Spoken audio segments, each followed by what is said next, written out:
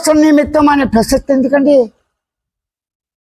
నువ్వు అనుభవించావన్నీ అవసరాలే, అనుభవింపబడినవి కూడా అవసరాలే. అన్ని తెలిసిపోయినాయిగా. ఎలా తెలిసినాయి? గుర్తించి గమనించి తెలిసిన లక్షణమే. అదే గుర్తించే లక్షణంతోనే నీకు నిత్యం కూడా సహజంగా ఉన్న ఆనందాన్వేషణ చేయక్కల. ఆనంద లక్షణాన్ని నువ్వు గుర్తించి గమనించి తెలుసుకుంటావు. ఆనందం ఎలాగుంది? నీ లక్షణం ఆనంద లక్షణంగా, ఉనికి లక్షణంగా సత్తు. అంటే సత్తు ఎలా ఉంది? మార్పులు లేకుండా ఆనందంతో, హాయిగా, అంత ఆనందంతో, చిత్త పదార్థంగా, అనుభవానుభూతిగా, మౌనంగా, పరిపూర్ణ స్వరూపంగా ఉన్నదని, ఉన్నదాన్ని ఉన్నట్లుగానే గుర్తించి గమనించి ఊరక ఉండటమే.